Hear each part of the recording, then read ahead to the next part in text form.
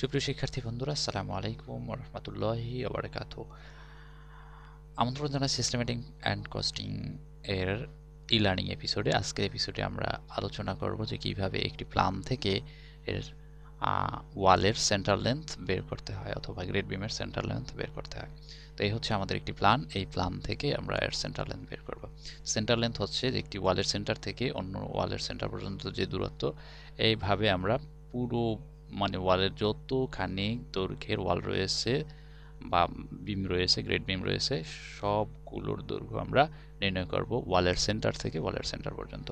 তো এখানে দেখা যাচ্ছে যে একটা রুম রয়েছে। আমরা এখান থেকে যদি শুরু করি এবং আউটার ওয়াল ইনার ওয়াল পদ্ধতিতে আমরা মূলত করব। এখান থেকে যদি শুরু করি, এই ওয়ালের যে পুরুত্ব সেটি দেওয়া আছে 25 সেন্টিমিটার। তার মানে ওয়ালের সেন্টার পর্যন্ত যে দূরত্ব বাইরের সারফেস থেকে সেটা হচ্ছে 12.5 সেন্টিমিটার এবং কিচেনের দৈর্ঘ্য হচ্ছে 2.4 মিটার অর্থাৎ 240 সেন্টিমিটার। তো সেক্ষেত্রে আমরা এখানের এই ওয়ালের সেন্টার পর্যন্ত যে দূরত্ব সেটা ধরতে পারি 12.5 এবং এখানে 240 এবং এখানে 12.5। সুতরাং আমরা লিখতে পারি যে 12.5 সেন্টিমিটার, 240 সেন্টিমিটার এবং 12.5 সেন্টিমিটার এগুলোর যোগফল। এরপরে আমরা আউটার ওয়াল এবং ইনার ওয়াল পদ্ধতিতে আমরা যেহেতু হিসাব করছি, তো এখানে দেখা যাচ্ছে যে মূলত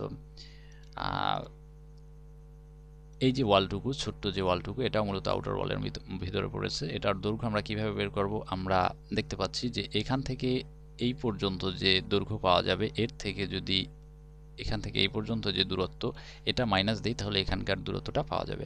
তো এখান থেকে এই পর্যন্ত যে কিচেন এবং বাথরুমের ভিতরে যে জায়গাটুকু গেছে সেটা মূলত একটা হচ্ছে 2.7 মিটার বা 270 সেন্টিমিটার এবং এখানে বাথরুমে পাওয়া গেছে 220 সেন্টিমিটার এবং মাঝখানে একটা 25 সেন্টিমিটার ওয়াল রয়েছে। সুতরাং এর যে টোটাল যোগফল 270 যোগ 25 যোগ 220, এর যে যোগফল, এই যোগফল থেকে আমরা এখানে যে 3.25 মিটার এটা যদি মাইনাস দিই তাহলে এখানে যে অতিরিক্ত বা এখানে আউটার ওয়ালের জন্য অতিরিক্ত যে দৈর্ঘ্যটুকু সেটা পাওয়া যাবে। সেটা পাওয়া গেল 190 সেন্টিমিটার এবং এখানে অতিরিক্ত যেটা হচ্ছে 12.5 আমরা ধরবো। আবার এখানেও আমরা 12.5 সেন্টিমিটার ভিতরে ঢুকাবো এবং মাঝখানে রয়েছে 190।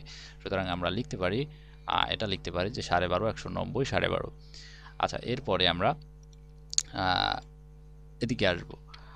এদিকে আসার জন্য যেটা করতে হবে যে এইখানে যে ওয়ালটুকু, এটা যদিও এখানে দেখাচ্ছে যে ওয়াল নেই, কিন্তু এখানে গ্রেড বিমের জন্য আমরা যখন মাটি কাটার কাজের পরিমাণ বের করব তখন গ্রেড বিম রয়েছে এবং গ্রেড বিমের দৈর্ঘ্য আমাদের হিসাব করতে হবে। এখানে যেহেতু কলাম রয়েছে অতএব এখানে গ্রেড বিমও রয়েছে, এটা আমাদের ধরে নিতে হবে। তো এখানে যে দৈর্ঘ্যটা আছে সেটা হচ্ছে 660 সেন্টিমিটার এবং এখানে 12.5 দিয়ে শুরু হবে, আবার এখানে 12.5 দিয়ে শেষ হবে। সুতরাং আমরা লিখতে পারি যে 12.5 যোগ 660 যোগ এখানে আবার 12.5 দিয়ে শেষ না করে আমরা যদি এটা সম্পূর্ণ ওয়ালটা ধরি, এখানে যদি আমরা এই 660 যোগ মাঝখানের ওয়াল 25 এবং এখানে যে দৈর্ঘ্য সেটা হচ্ছে 420, এটাকে আমরা একসাথে ধরি তাহলে আমাদের সুবিধা হবে। তো সেক্ষেত্রে আমরা 660, 25 এবং 420 এবং এখানে আবার 12.5 দিয়ে শেষ করব আমরা। সেক্ষেত্রে 12.5 যোগ 660 যোগ 25 যোগ 420 যোগ 12.5 এর মাধ্যমে আমরা ওই ওয়ালটা শেষ করলাম।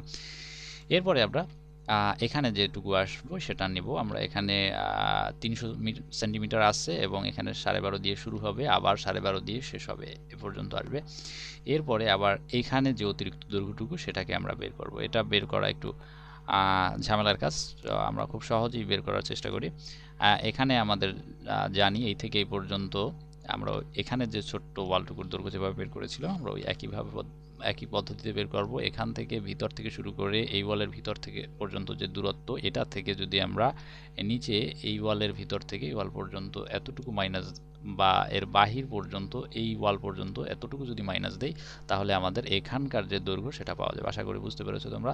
তো আমরা 660 যোগ 25 যোগ 420 এটার থেকে মাইনাস দিব, এখানে আছে 450, 450 যোগ এখানে 25 এবং 480, এর সাথে এই ওয়ালটাও আমরা ধরবো 25। এই 400 অর্থাৎ এখানে যেটা দিতে হবে 450 যোগ 25 যোগ 480 যোগ এখানকার 25, এটা যদি আমরা মাইনাস দিই তাহলে এখানকার যে অতিরিক্ত দৈর্ঘ্য সেটা পাওয়া যাবে এবং সেটা মূলত পাওয়া গেছে হচ্ছে এখানে যেটা পাওয়া গেছে সেটা হচ্ছে 125। তাহলে আমরা এখানে অতিরিক্ত যেটা ধরবো এটা হচ্ছে এখানে 12.5 ধরবো অতিরিক্ত, এখানে ভিতরে 12.5 সেন্টার পর্যন্ত এবং মাঝখানে 125। তাহলে আমরা এই ওয়ালটার দৈর্ঘ্য আমরা পেয়ে যাব। আশা করি তোমরা বুঝতে পেরেছো। তো এখানে আবার 12.5 সেন্টিমিটার ধরবো, যে ভার্টিক্যাল ওয়ালটা রয়েছে 12.5 এবং নিচে 12.5 পর্যন্ত বাড়াবো, মাঝখানে রয়েছে 540, এর মাধ্যমে আমরা এইটুকুর দৈর্ঘ্য বের করব এবং এদিকে বাকি কাজটা আমাদের জন্য সহজ হয়ে যাবে। 12.5 ধরবো, এরপরে এখানে রয়েছে 480, এরপরে আমাদের এখানকার যে বারান্দার যে ওয়াইড সেটা হচ্ছে 450, মাঝখানে 25 ধরবো, এখানেও 25 ধরবো এবং স্টেয়ারের যেটা পাওয়া গেল সেটা হচ্ছে 240 সেন্টিমিটার, 240 সেন্টিমিটার এবং এখানে আবার 12.5 দিয়ে শেষ করব আমরা। এরপরে বাকি যে কাজটুকু আশা করি তোমরা পারবে। এখানে 12.5 ধরবে, এরপরে যে এখানকার যে আমাদের যে সিঁড়ি ঘরে স্টেয়ার কেসের যে দৈর্ঘ্য সেটা হচ্ছে 540, এরপরে আবার 25, এরপরে 220 এখানে, এরপরে আবার 25, এরপরে আবার 270 এবং 12.5 দিয়ে আমরা শেষ করব। এর মাধ্যমে আমরা যে আউটার ওয়াল, সেই আউটার ওয়াল বের করে ফেলবো। এরপরে যেটা বাকি থাকবে সেটা হচ্ছে ইনার ওয়াল। আমরা যদি একটু দেখি যে এখানে মূলত ইনার ওয়াল কোনগুলো, এখানে এইটা হচ্ছে ইনার ওয়াল, এখানে এইখান থেকে এই পর্যন্ত সম্পূর্ণটুকু ইনার ওয়াল এবং এখানে আছে এইটুকু। আবার যে ভার্টিক্যালি যে ওয়ালগুলো রয়েছে এই থেকে পর্যন্ত ইনার ওয়াল, এই থেকে এই পর্যন্ত ইনার ওয়াল এবং এখানে এটা হচ্ছে ইনার ওয়াল, এই থেকে এই পর্যন্ত ইনার ওয়াল। তো আমরা যদি একটা একটা হিসাব করি, তো এখানে দেখা যাচ্ছে যে মাঝখানে রয়েছে 240, এখানে 240-এর আগে 12.5 এবং শেষ হবে 12.5 দিয়ে, তার মানে ইনার ওয়ালের প্রথম যেটা 12.5, 240, 12.5।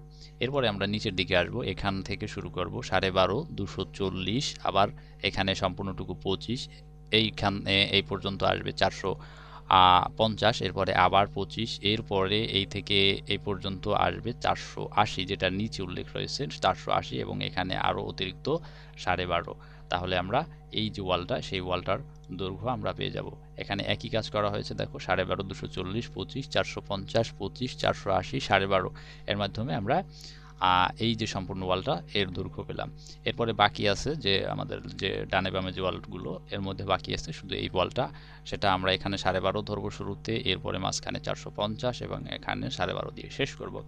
এর মাধ্যমে আমরা যে ডানে বামে যে ওয়ালগুলো সেগুলো আমরা পেয়ে গেলাম। এরপরে আমরা উপরে নিচে যে ওয়ালগুলো সেগুলো ধরবো। উপরে নিচে এখানে দেখো যে উপরে নিচে আমরা এটাকে যদি কয়েকটা ভাগে ভাগ করি, যে 300 সেন্টিমিটারের যে ওয়াল সেটা আছে, এখানে এই একটা ওয়াল আছে এবং এখানে এই একটা ওয়াল আছে 300 সেন্টিমিটারের, এবং এখানে দেখো যে 540 সেন্টিমিটারের যে ওয়াল সেটা হচ্ছে এইখানে এই একটা ওয়াল আছে 540 সেন্টিমিটারের এবং এখানে এই একটা ওয়াল আছে 540 সেন্টিমিটার। এর মাধ্যমে আমাদের ভিতরের যে ভার্টিক্যালি যে উপরের নিচে যে ওয়ালগুলো ছিল ইনার ওয়াল, সেগুলো আমরা পেয়ে গেলাম। তার মানে 300 সেন্টিমিটারের এখানে 12.5 যোগ 300 যোগ 12.5 এরকমের আছে দুইটা, আবার এখানে 12.5 যোগ 540 যোগ 12.5 এরকমের আছে দুইটা। এর মাধ্যমে আমরা ইনার ওয়ালগুলো পেতে পারি, অথবা আমরা 2 গুণ এর সাথে যদি 2 গুণ দেই তাহলে আমরা পেয়ে যাব। 2 গুণ না দিয়ে যদি আমরা 12.5 যোগ 540 যোগ 12.5, আবার যদি একই কাজ করি 12.5 যোগ 540 যোগ 12.5 এটা করি, তাহলে আমরা পেয়ে যাব। এখানে যে আমাদের টোটাল যে সেন্টার লেন্থ যেটা বের হয়েছে সেটা হচ্ছে আমাদের 87.65 মিটার, এখানে সেন্টিমিটারে আসছিল সম্ভবত 87,8765 সেন্টিমিটার। এর মাধ্যমে আমরা এটাকে মিটারে নিয়ে আসলাম 87.65 মিটার। আশা করি তোমরা সেন্ট্রাল লেন্থ এখন যে কোনো প্ল্যানের এই সেন্ট্রাল লেন্থ তোমরা বের করতে পারবে এবং আমাদের মূলত ভালোভাবে শেখার জন্য, বোঝার জন্য অনেকগুলো প্ল্যান নিয়ে আমাদের প্র্যাকটিস করতে হবে, না হলে আমরা মূলত পারবো না এবং আমাদের যখন করতে হবে পরীক্ষার খাতায় তখন আমরা ভুলে যাব। ধন্যবাদ সবাইকে, আশা করি তোমরা সবাই প্র্যাকটিস করবে সে প্রত্যাশায়। আসসালামু আলাইকুম ওয়া রাহমাতুল্লাহি ওয়া বারাকাতুহু।